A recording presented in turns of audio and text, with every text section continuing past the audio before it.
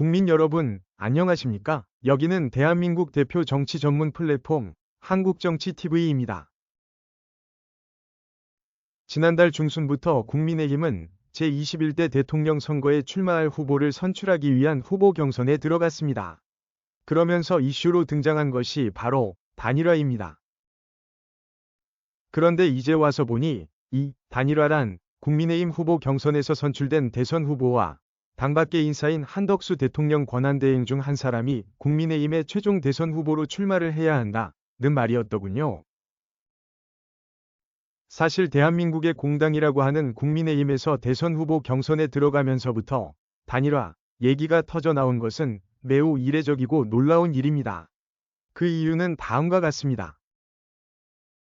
첫째, 자기 당의 대선 후보를 뽑는 경선에 들어가면서 그 경선에서 선출된 사람이 당원도 아닌 사람과 단일화를 해야 한다고 하면 도대체 그 후보 경선은 왜 하는 것일까요? 그렇다면 처음부터 할 필요가 없는 일이었다고 할 수밖에 없을 것입니다.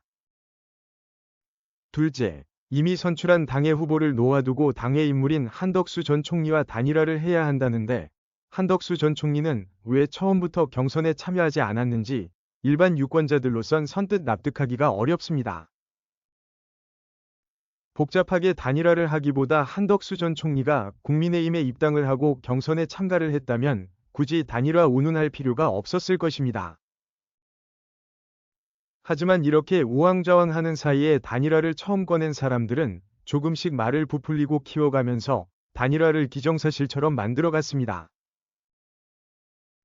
그러다가 나중에는 경선 후보를 선출하는 결정적인 기준인 것처럼 말하기 시작했지요.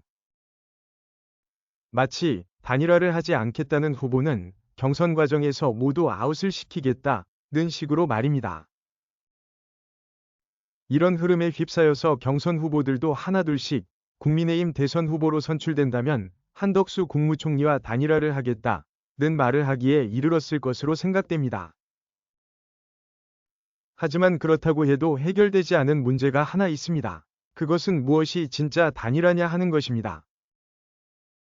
결과론적인 말이긴 합니다만 지금에 와서 단일화를 얘기한 사람들의 생각을 정리해보면 다음과 같았을 것으로 생각됩니다. 친윤, 일단 대선 후보 경선은 한다. 그러나 경선을 통해 국민의힘 대선 후보로 선출이 된 사람이 선출됨과 동시에 한덕수 국무총리에게 대선 후보 자리를 양보하고 물러난다. 그것이 단일화다. 경선 후보들, 내가 대선 후보로 선출이 되면 한덕수 국무총리를 잘 설득해서 대선 출마를 포기하게 한다. 그리고 내가 국민의힘 대선 후보로 출마한다. 그것이 단일화다. 한덕수 국무총리, 나는 국민의힘에서 대선 후보를 선출할 때까지 가만히 앉아서 기다린다. 중간에 무소속 대통령 선거 출마 선언을 한다. 그런 뒤 국민의힘 대선 후보에게서 대선 후보 자리를 넘겨받아서 내가 국민의힘 대선 후보로 출마한다. 그것이 단일화다. 결국 단일화라는 단어는 같은데 단일화가 무엇인지에 대한 생각은 저마다 달랐던 셈입니다. 그러니 속된 말로 총론에는 모두 동의하지만 강론에는 누구도 동의하지 않는다는 일이 벌어진 것이지요. 여기서 다시 한번 냉정하게 생각해 볼 대목이 있습니다.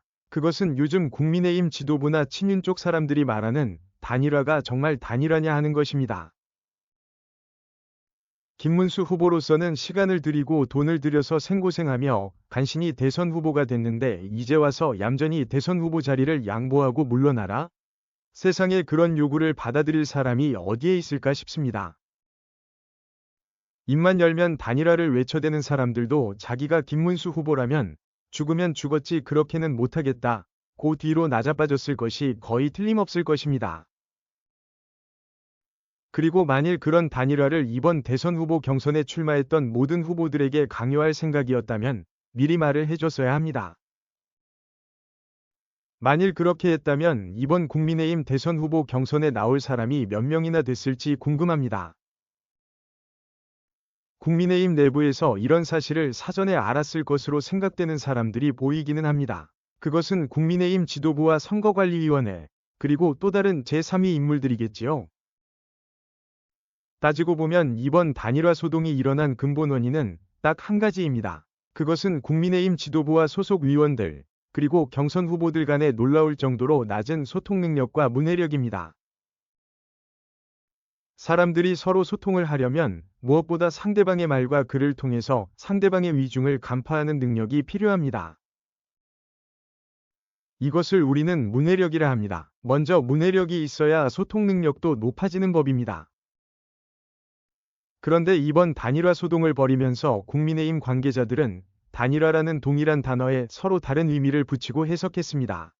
그러니 소통이 되지 않았던 것입니다.